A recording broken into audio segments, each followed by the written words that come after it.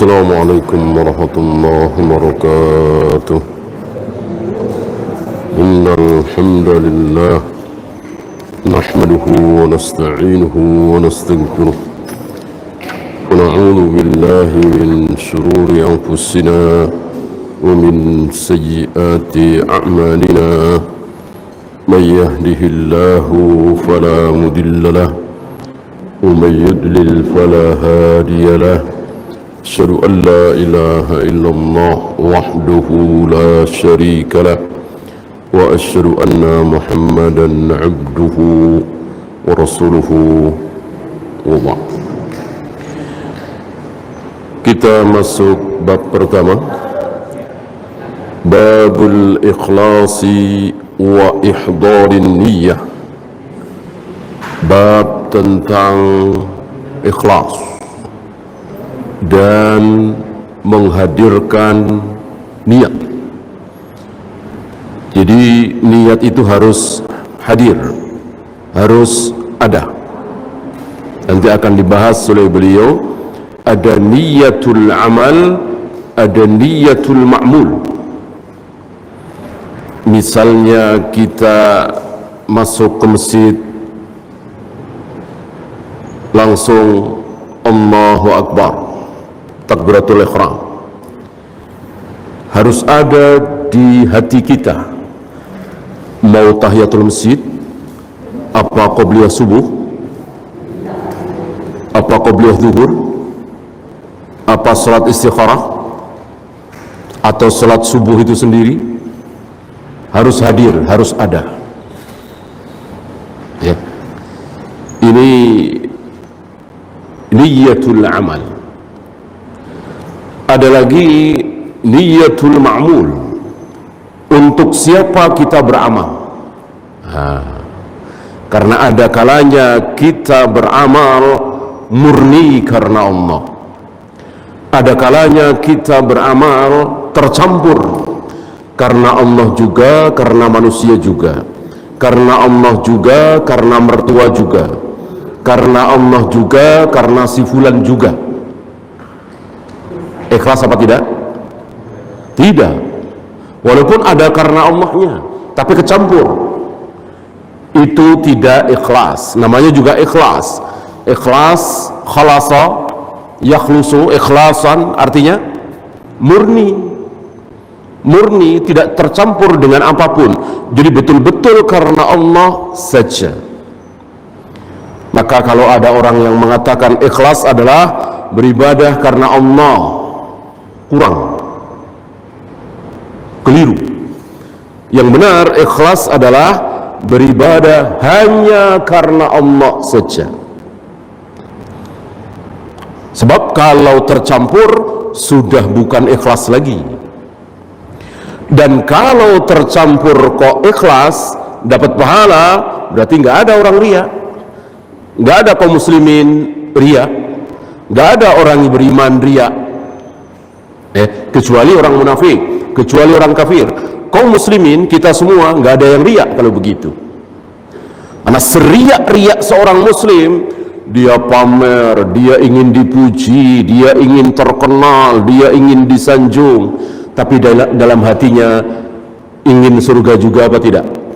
Pasti ingin. Pasti ingin dapat pahala juga orang dia muslim, beriman, kecuali dia kafir. Salatnya pura-pura, jumatannya pura-pura, jihadnya pura-pura. Seperti siapa contohnya dulu? Abdullah bin Ubay bin Salul. Salat dia, jumatan dia, jihad dia, tapi pura-pura. Dalam hatinya mengingkari, dalam hatinya kafir. Jadi orang munafik adalah orang kafir, tapi pura-pura sholat, pura-pura jumatan, pura-pura jihad. Maka mana yang lebih dahsyat siksanya, orang kafir apa orang munafik? Munafik. Fiddarkil aswali minan nar, di neraka yang paling bawah. Kalau kafir sekalian, Kristen, Buddha, Hindu, Konghucu, ya mereka nggak menipu kaum muslimin. Kami bukan muslim, kami kafir, kami Buddha, kami Hindu, kami Nasara. Nggak menipu kan? Nah, munafik ini menipu. Dan biasanya mereka hidup di tengah-tengah kaum muslimin yang mayoritas, yang kuat, seperti di Madinah. Adapun di Mekah tidak ada. Nggak ada orang munafik di Mekah. Orang munafik adanya di Madinah. Ketika kaum muslimin sudah kuat, sudah jaya, sudah banyak, ketika Rasul dan para sahabat sudah mulai menaklukkan negeri-negeri sekitar Arab, ketika ghanimah mulai berdatangan ke Madinah, di situ banyak orang-orang yang pura-pura masuk Islam. Agar apa? Agar mendapatkan sesuatu seperti yang didapat oleh kaum muslimin. Ya ghanimah, ya, bayar zakat ringan 2,5%. Kalau non muslim kan dibebani pajak, ya. Kaum muslimin tidak dibebani pajak. Kaum muslimin hanya dibebani zakat 2,5%, kecil. Itu pun setiap tahun.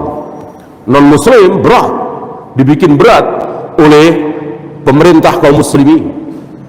Pajak, ya, bisa 10%, bisa 15%, bisa 20%, terserah Amirul Mukminin, ya.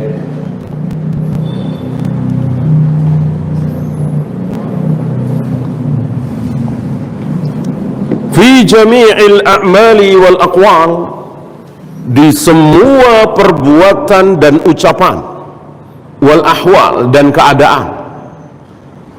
Maka ikhlas itu ada di perbuatan, ada di ucapan, ada di keadaan.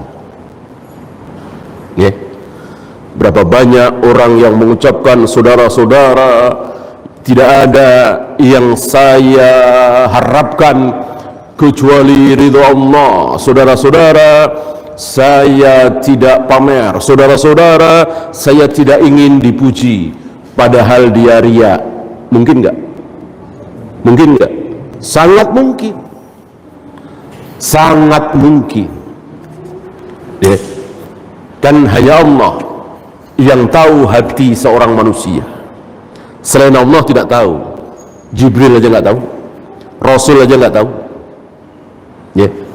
Rasul itu kalau kedatangan orang-orang munafik yang tidak mau ikut perang, ya Rasul, aku tidak ikut perang karena aku sakit. Kata Nabi, ya, semoga Allah ampuni. Ya Rasul, aku tidak ikut perang karena aku pincang, misalnya. Kata Nabi, ya, semoga Allah ampuni. Beliau tidak melihat sorot mata, beliau tidak melihat bagaimana lawan bicara, cara bicaranya, bohong apa tidak, tidak. Ya. Beliau tidak berusaha ingin tahu apa yang ada di hati manusia. Yang tahu hanya Allah. Ya.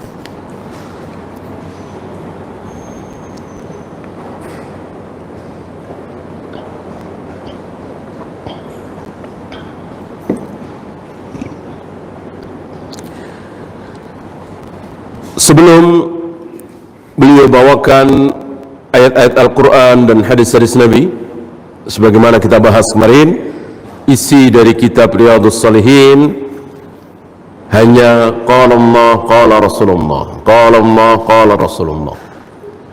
Ini kata Allah, ini kata Rasulullah, kata Allah, kata Rasulullah. Kata beliau Imam Nawawi sedikit sekali, sangat sedikit sekali, ya. Kalau syarahnya banyak, syarahnya kan bukan tulisan beliau, syarahnya ditulis oleh siapa kemarin? Salim bin Aid Al-Hilali hafizahullah, beliau masih hidup.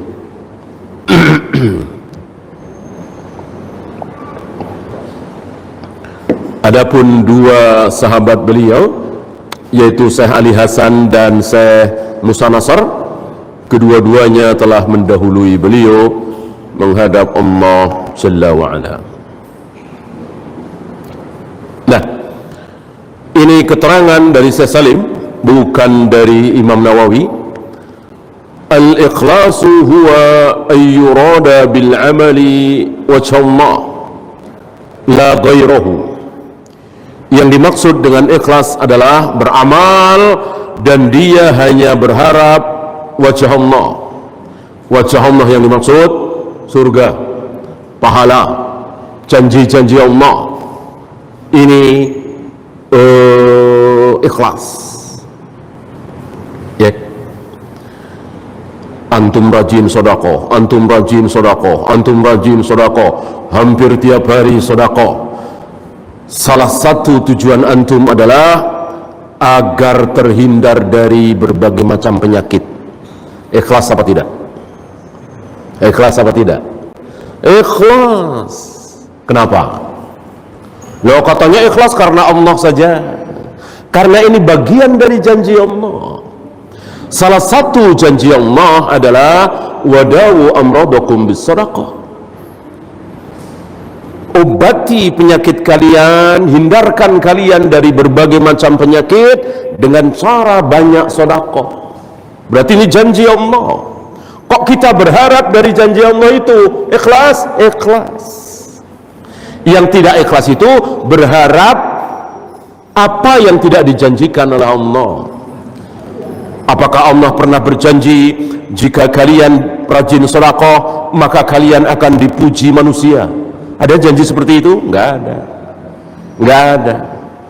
Jika kalian bersedekah maka kalian akan dihormati, disanjung oleh anak buah misalnya, teman sekantor misalnya. Ada janji seperti itu? Tidak ada. Adapun banyak sedekah kemudian mendatangkan badan kita sehat, jauh dari berbagai macam penyakit, ini bagian dari janji Allah. Maka ikhlas gitu. Antum rajin sekali ke Banyuwangi, Probolinggo, kemudian ke Lampung, kemudian ke Makassar. Kenapa? Mengunjungi saudara-saudara antum. Di sana ada keponakan, di sini ada paman, di sana ada bibi. Antum punya uang, punya kendaraan. Ya. Tujuan antum salah satunya supaya umur antum panjang. Ikhlas apa tidak? Ikhlas. Karena ini bagian dari janji Allah. Allah berjanji lewat lisan Nabi SAW, siapa yang ingin dipanjangkan umurnya, termasuk dilapangkan rizkinya, falyasil rahimah, sambunglah tali silaturahim. Silaturahim itu sesuai dengan nama. Silah itu nyambung, rahim itu hubungan rahim. Kakak, adik, keponakan, bibi, tante, om, sepupu. Bukan saya dengan antum. Saya dengan antum nggak ada hubungan darah. Saya datang ke tempat antum bukan silaturahim, antum datang ke tempat saya bukan silaturahim. Ziarah biasa saja. Ada keutamaan, ada, tapi kalah dengan silaturahim. Karena silaturahim sesuai dengan namanya, silah itu menyambung, rahim itu kekerabatan yang ada hubungan darah. Dan Islam sangat perhatian dalam masalah ini. Tidak seperti orang sana, bangsa sana, itu kadang sama pamannya saja puluhan tahun nggak pernah ketemu, sama bibinya nggak peduli, apalagi sepupu, keponakan, jauh. Ada bangsa seperti itu. Jadi sendiri, ya, dia ngejar kenikmatan. Yang penting kerja kuat, rajin, gaji besar, dibikin senang-senang. Bahkan umur 40, 45 banyak yang belum menikah. Ya, buat apa nikah? Punya istri, punya anak, ribet. Ya, sementara kebutuhan biologis tiap malam mereka salurkan. Ganti-ganti pasangan, suka-suka mereka, bayar. Ya, saya yakin antum tahu bangsa apa. Tinggal nunggu saatnya aja hancurnya bangsa ini. Ya, bangsa seperti ini hancur insya Allah. Nah, beda dengan kaum muslimin. Kaum muslimin sesuai dengan sabda Nabi menggemarkan pernikahan. Ya. Bahkan Nabi mengancam man raghiba an sunnati falaysa minni. Barang siapa yang tidak suka dengan sunnahku, salah satu sunnah Nabi adalah nikah, maka terancam dia bukan golonganku. Ya, dengan pernikahan ada anak, sepupu, paman, bibi, keponakan, disambangi, didatangi, barangkali ada yang kelaparan, barangkali ada yang terlilit hutang, barangkali ada yang belum bisa bayar SPP anaknya, dan seterusnya dan seterusnya. Inilah kaum muslimin saling tolong menolong. Ya, maka ketika Nabi ditanya sedekah kepada fakir miskin berpahala berapa? 1 pahala sedekah. Sementara sedekah dengan paman, bibi, keponakan, sepupu ada 2 pahala. Apa dan apa? Sedekah dan silaturahim. Sedekah dan silaturahim. Jadi silaturahim itu tidak hanya berupa datang, tapi berupa nolong juga termasuk silaturahim. Kita nggak datang ke kampung, tapi kita kirimkan bantuan uang, transfer. Ini bagian dari silaturahim. Ya.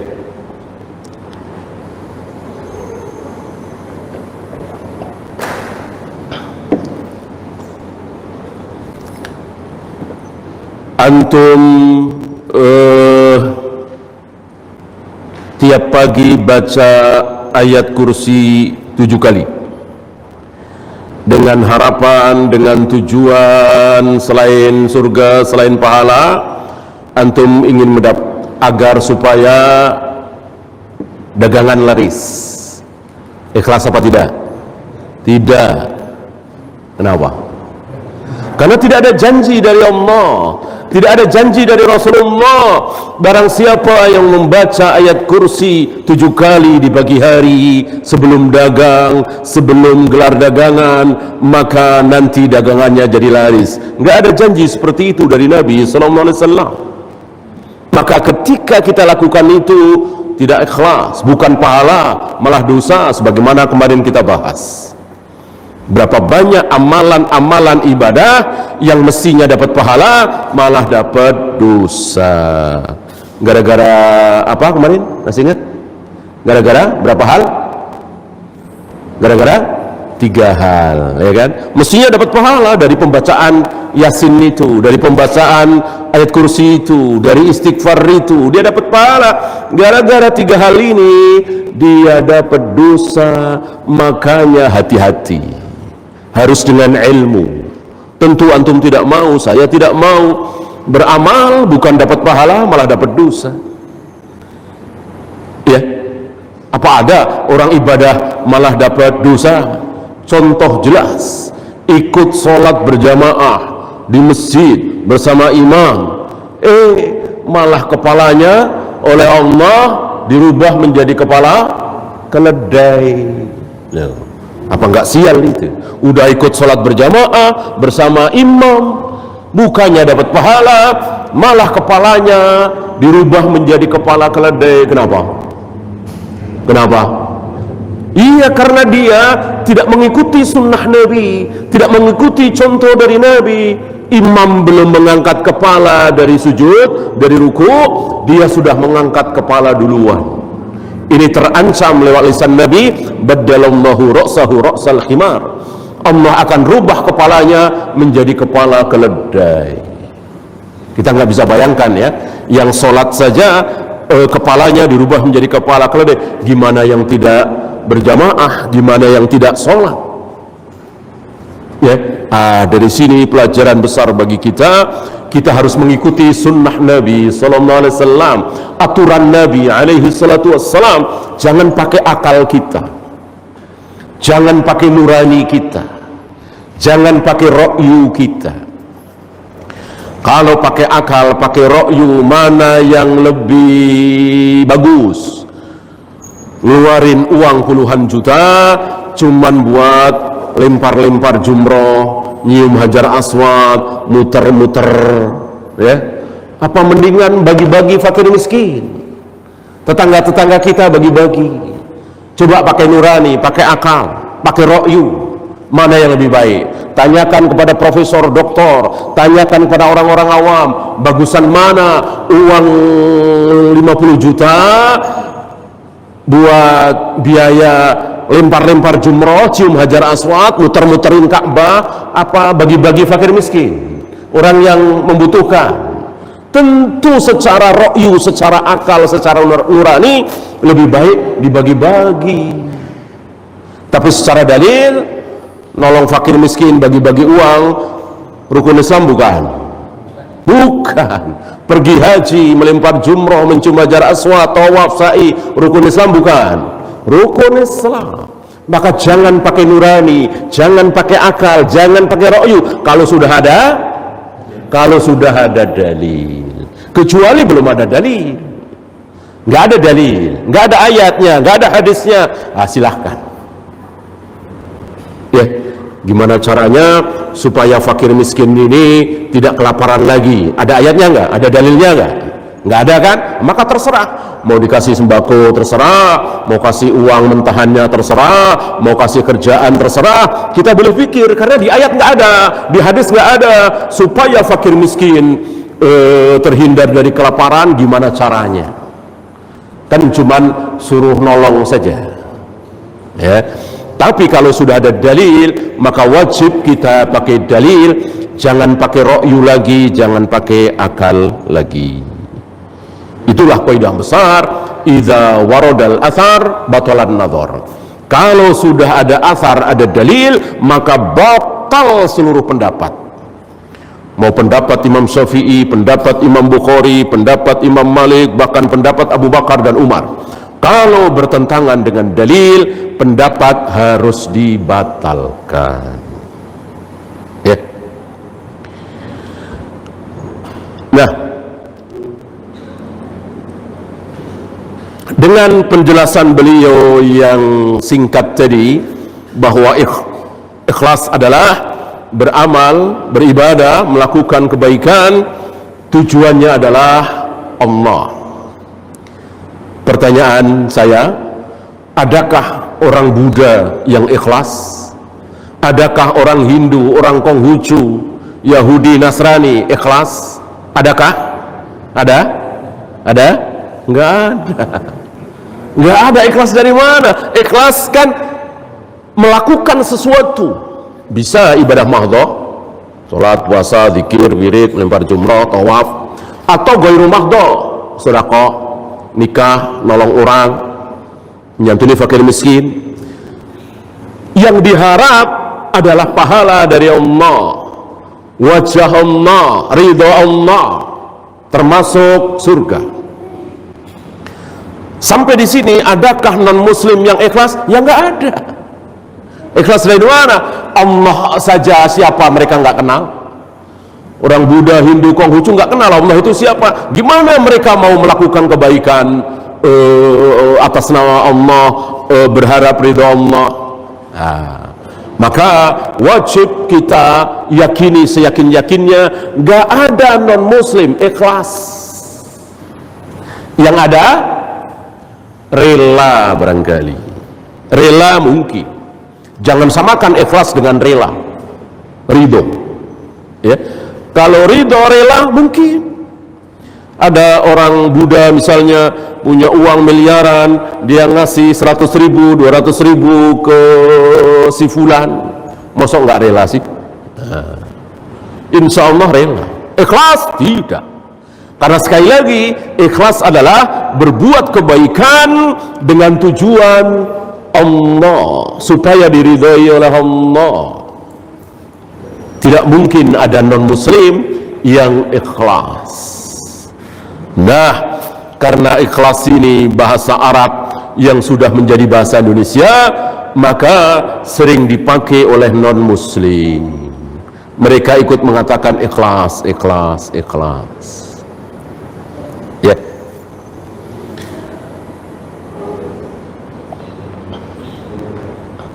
Dan mungkinkah ikhlas dalam memberikan sesuatu yang haram? Ya tidak mungkin. Tidak mungkin.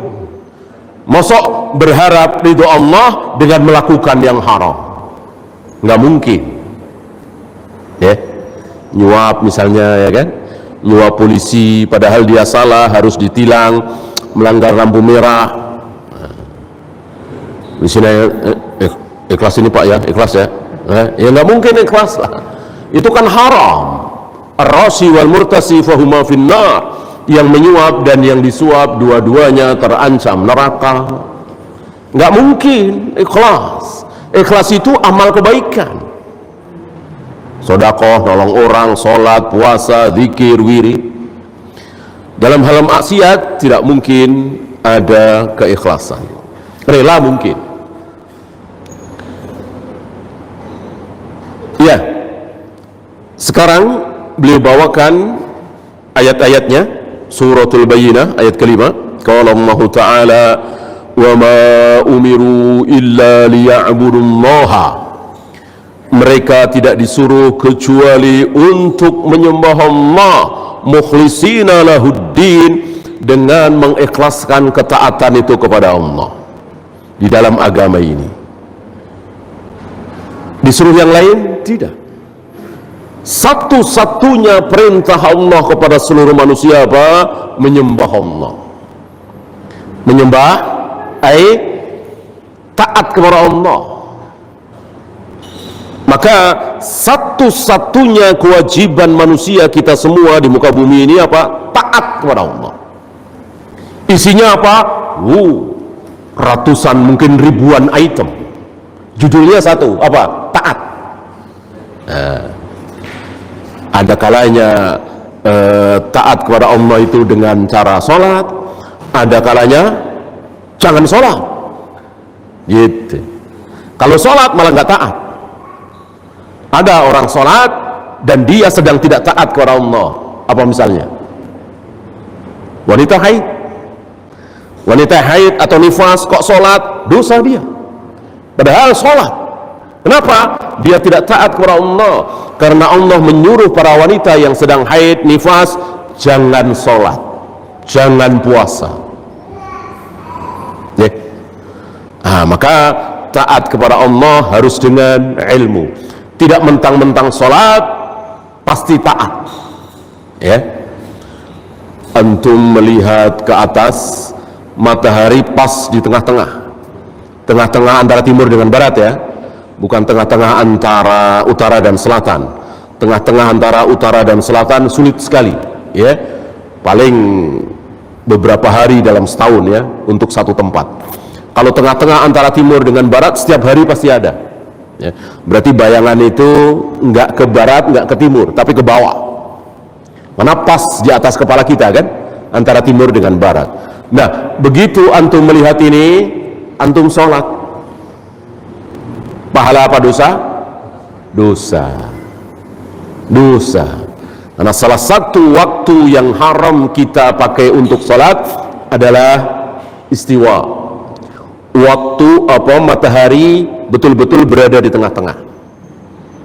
Maka tunggu beberapa menit sampai tergelincir ke arah barat. Bayangan berarti ke arah timur sedikit saja. Nah, berarti sudah masuk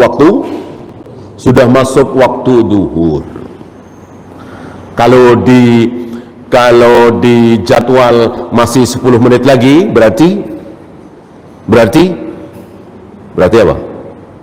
Berarti mataharinya yang salah apa jadwalnya yang salah? Ya tentu jadwalnya. Nggak mungkin matahari salah.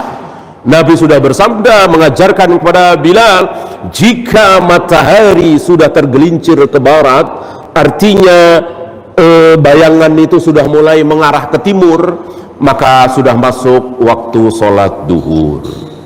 Ternyata masih 10 menit lagi di jadwal, bahkan masih 15 menit, ya itu salah.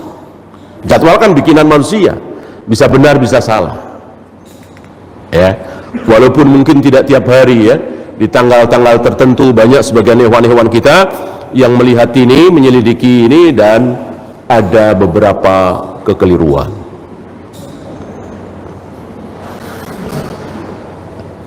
Begitu pula ketika bayangan sebuah benda sama panjang dengan bendanya. Bayangan mengarah ke timur. Misalnya tinggi kita 160 cm, Bayangan kita ukur pas 160 cm ke arah timur, berarti sudah masuk waktu asar. Sudah masuk waktu asar. Dan begitu seterusnya. Nabi diajari oleh Jibril langsung kapan awal waktu sholat. Diajak sholat beliau oleh Jibril, awal zuhur, awal asar, awal maghrib, awal isya, awal subuh.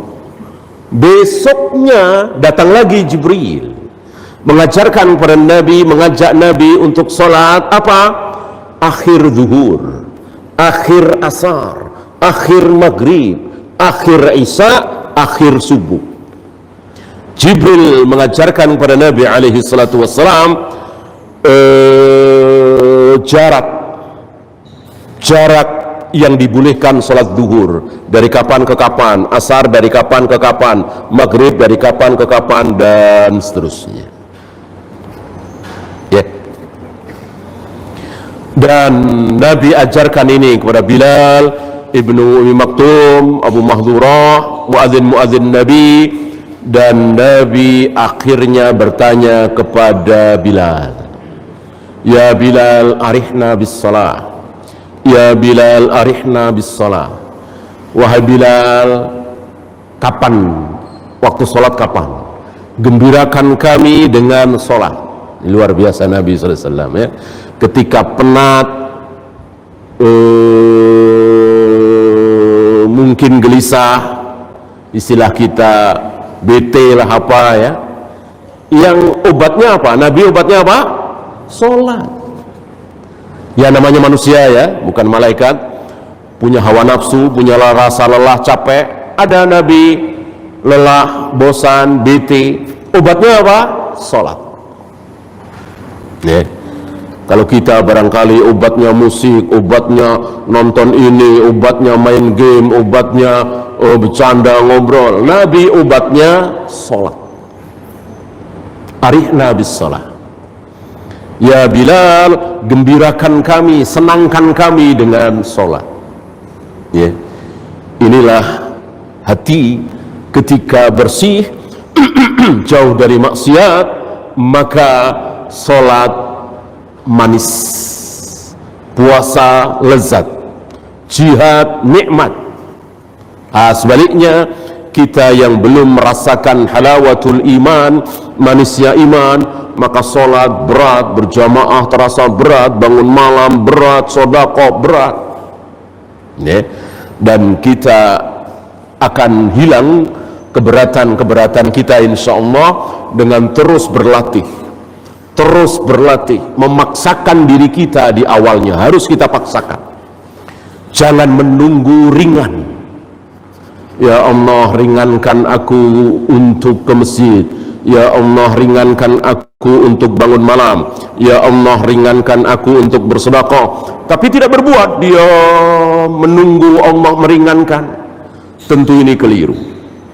Tentu diawali dengan rasa berat, dipaksa-paksa. Bahkan mungkin dipaksa oleh ayahnya, dipaksa oleh abangnya, dipaksa oleh gurunya. Nggak masalah di awal-awal. Nanti akan menjadi kebiasaan.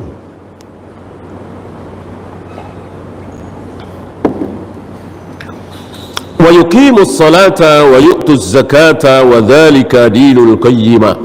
Setelah mengikhlaskan tauhid hanya kepada Allah, taat kepada Allah, dilanjutkan dengan sholat, zakat. Taulah kita dari sini bahwa iman harus diteruskan dengan apa?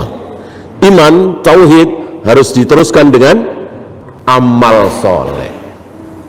Amal soleh. Jadi iman dan amal soleh, iman dan amal soleh, iman dan amal soleh. Maka aneh seaneh-anehnya, sesat-sesatnya siapa?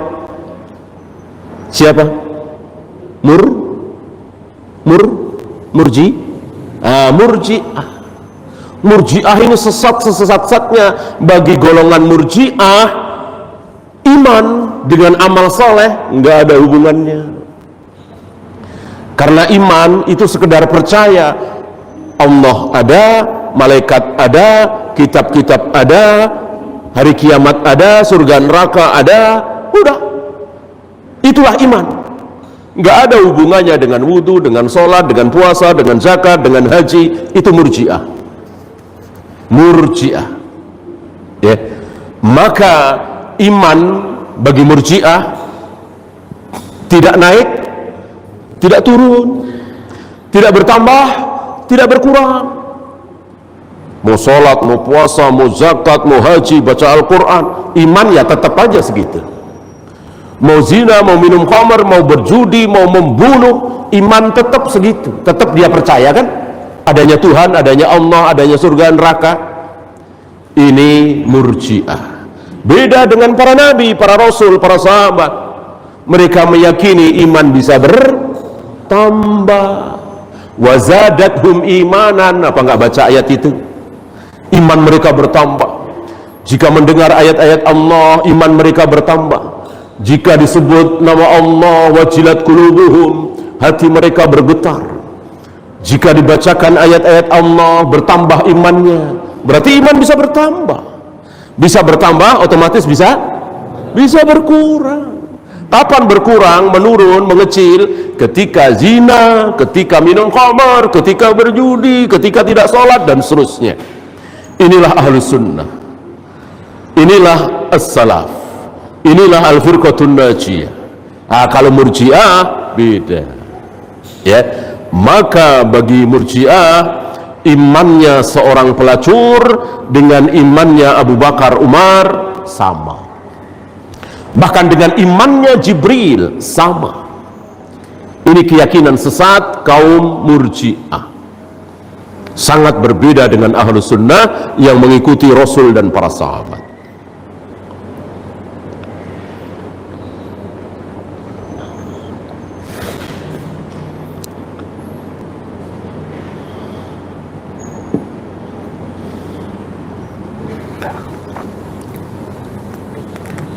Ayat kedua, Al-Had 37, qala Allah Ta'ala la yanalallaha luhumuha wala dima'uha. Tidak sampai kepada Allah apanya? Ini menceritakan tentang kurban, ya, ibadah kurban, ya, sembelihan.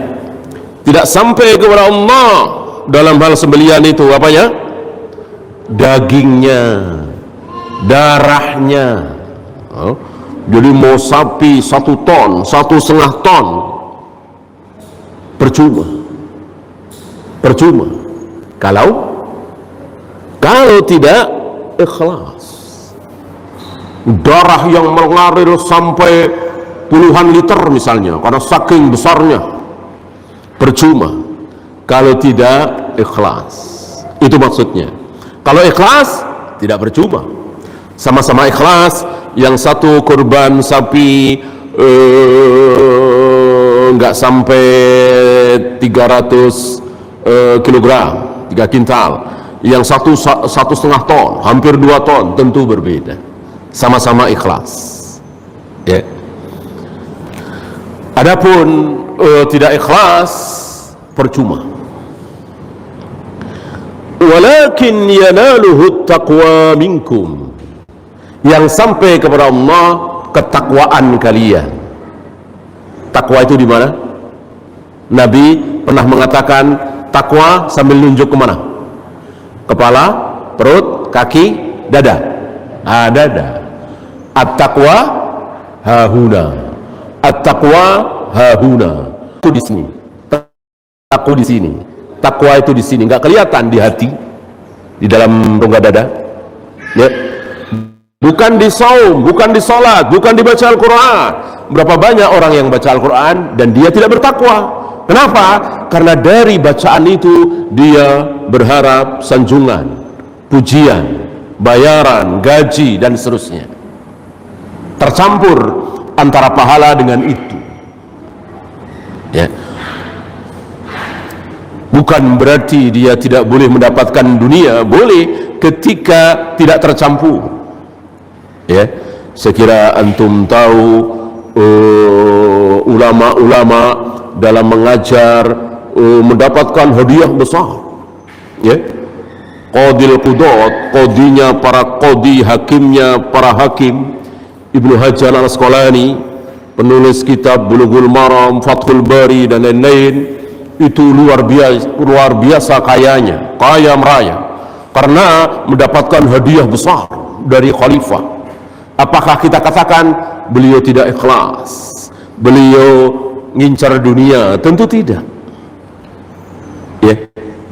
Maka ikhlas dan tidak ikhlas hanya Allah yang tahu. Walaupun dia bergelimang harta, banyak hadiah, gaji besar, tapi ikhlas mungkin ada kalanya dia tidak mendapatkan apa-apa, malah ditolak-tolakin semua, tapi nggak ikhlas. Mungkinkah? Mungkin. Bayaran dia tolak, hadiah dia tolak, ya.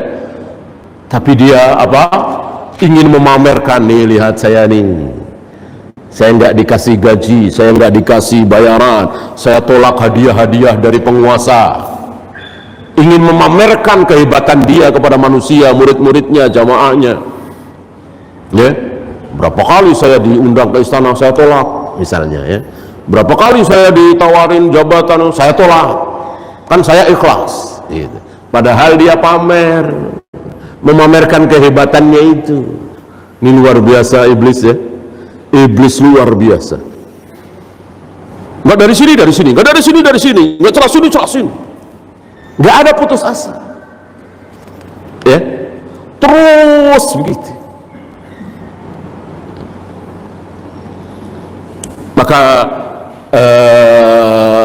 alangkah beruntungnya kita kalau kita mengetahui langkah-langkah iblis, tipuan-tipuan iblis, talbisul iblis.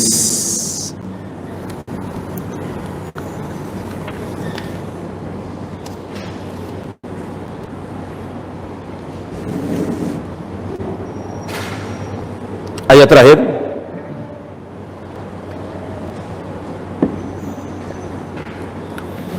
Qul in tukhfu ma fi sudurikum aw tubduhu ya'lamhullah. Katakan, jika kalian menyembunyikan apa yang ada di dada kalian atau kalian tampakkan, Allah pasti tahu. Ya, sama saja. Ini bukan yuhasibkumullah, Allah pasti menghisap. Ini ayat yang lain. Itu luar biasa ayat itu. Ayat yang dirasa sangat-sangat berat oleh para sahabat, ya.